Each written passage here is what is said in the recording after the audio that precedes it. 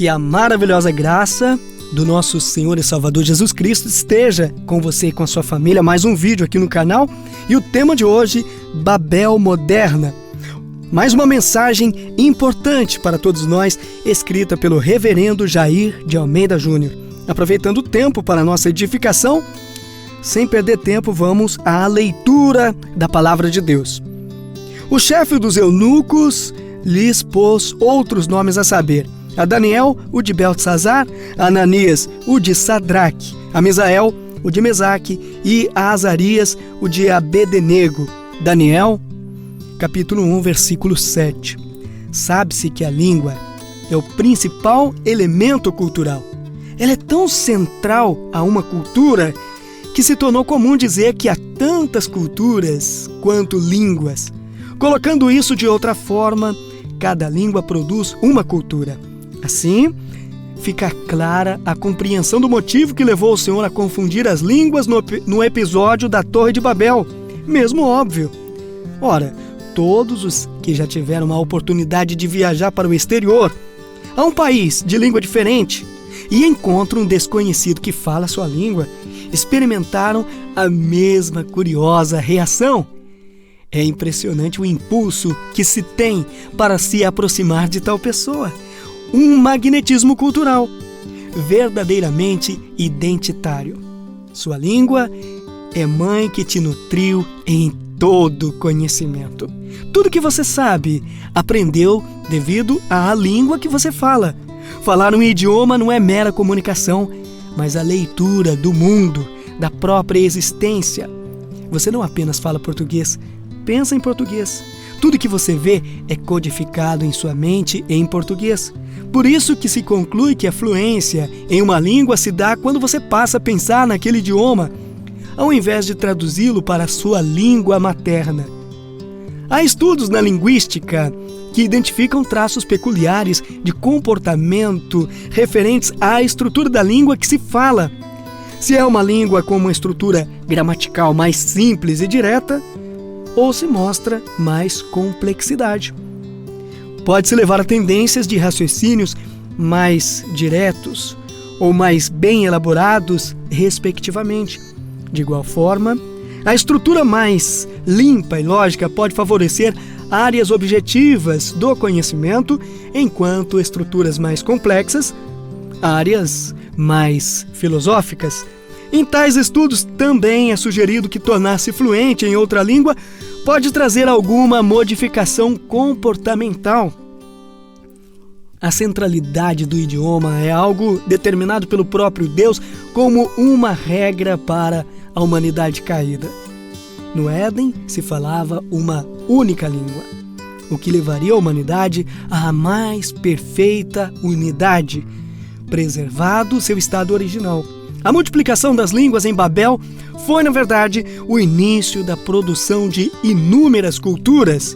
Uma vez que o Senhor infundiu os vários idiomas, o magnetismo cultural atraiu todos os falantes de uma mesma língua, uma condensação de indivíduos de mesma cultura, formando núcleos que buscaram seu próprio lugar no mundo, cumprindo a ordem que o Criador havia dado a Adão para povoar toda a terra. Uma vez que há outras culturas, elas também passarão a se modificar como organismos culturais. Uma cultura é viva, pois está ligada à existência e ao dinamismo dos seres que a compõem. Ela agrega o conhecimento da relação do homem com o meio em que vive, refletindo a vida de todos os seus integrantes. Dessa forma, o contato entre as culturas promoverá acréscimos e modificações, transformações que farão com que elas estejam sempre sendo renovadas, não totalmente, mas em muitos dos seus elementos. Nossa sociedade brasileira possui sua cultura, mas extremamente porosa. Ela está sempre aberta para o recebimento de novos elementos culturais, formada desde o berço por uma multiculturalidade, tornou-se assim intercultural. Tínhamos no Brasil original inúmeras culturas indígenas, especialmente dos grupos Tupi, Macro-G, Aroaque e Caribe. desembarcaram aqui os colonizadores portugueses, herdeiros culturais dos lusos, dos romanos, dos germânicos, dos judeus e dos árabes. E eles trouxeram escravizados várias etnias africanas, da África Ocidental subsaariana, como os guinés, mas também da África Meridional Ocidental, como os Angolas, e Oriental, da região da Zâmbia e Moçambique, como os moçambiques. Depois que os primeiros brasileiros, do tipo que ainda há hoje, foram gerados pelo cruzamento étnico-racial, mais tarde vieram os imigrantes europeus, especialmente alemães, italianos, espanhóis e outras levas de portugueses. E dessa forma, a cultura católica trazida pelos portugueses foi acrescida e transformada, resultando uma expressão cultural conhecida como cultura brasileira, certamente com muitas ênfases consequentes da maior presença de um grupo das culturas listadas acima. Naturalmente, o Brasil é assim, extremamente receptivo a outras culturas. Geralmente o testemunho que se ouve de um estrangeiro que reside no Brasil é que se sente muito bem aqui. Não foi por acaso que o Cristo Redentor do Rio de Janeiro se tornou símbolo do Brasil no mundo. Ele, de fato, representa o que é o nosso país, criado como ídolo católico, mas secularizado e transformado em paisagem, voltado para o mar de braços abertos, convida todas as culturas e as recebe com um abraço. O nosso país mostra uma cultura com elementos católicos secularizados, abrasileirados no calor dos trópicos, acrescidos de contribuições culturais das várias culturas africanas e europeias que para cá vieram, além das ameríndias que já aqui existiam.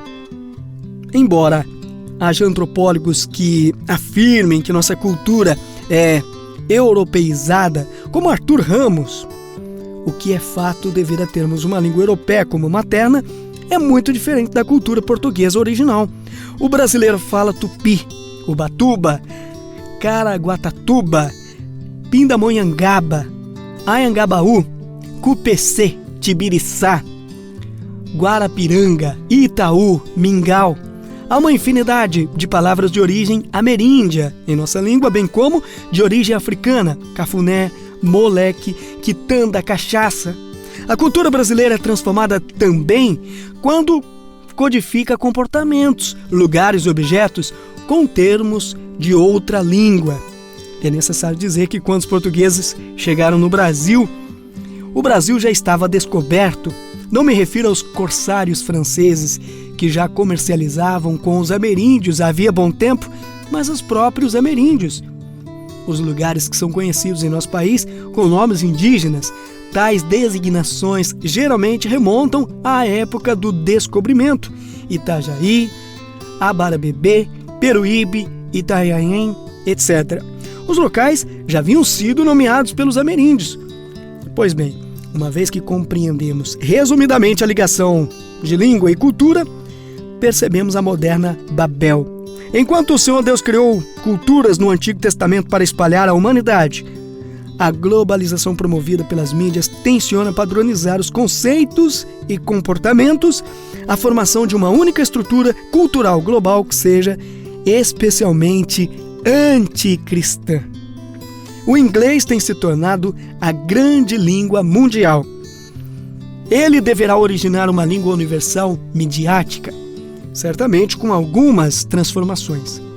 O que os poderes que regem a sociedade atual querem é a imposição de outra cultura, assim como ocorreu com Daniel, Misael, Azarias, Amazias, que receberam nomes babilônicos relativos aos deuses pagãos, obrigados a aprender a cultura de onde estavam. Essa nova cultura global é aberta a tudo o que não seja cristianismo, a chamada diversidade. Preconizada por eles é exatamente isto: tolera-se tudo o que for contrário ou não se harmonizar àquilo que afirma as escrituras cristãs. Hoje a Europa já se declara pós-cristã, a ponto de, em alguns países, não se poder fazer alusões a Jesus no comércio, nem mesmo no Natal e na Páscoa, festas que estão ancoradas em Cristo.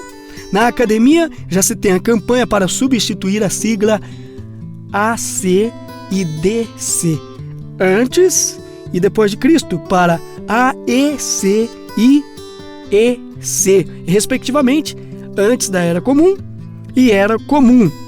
Templos de igrejas medievais têm sido destruídos, descaracterizados mesmo de seu valor histórico. A igreja brasileira precisa estar atenta às mudanças fundamentais que estão sendo impostas à nossa sociedade. Não se trata de algo natural, uma cultura como organismo que se desenvolve, mas cirurgias estéticas não solicitadas, plásticas que pretendem tornar todos parecidos em um anticristianismo mundial. Especialmente o crente brasileiro, detentor de uma cultura porosa e afeita à interculturalidade, precisa estabelecer claros limites, fronteiras cristãs que não podem ser ultrapassadas. Vivemos uma época importantíssima do mundo, quando testemunhamos a humanidade entrar por um caminho desvairado e de grande destruição do próprio ser.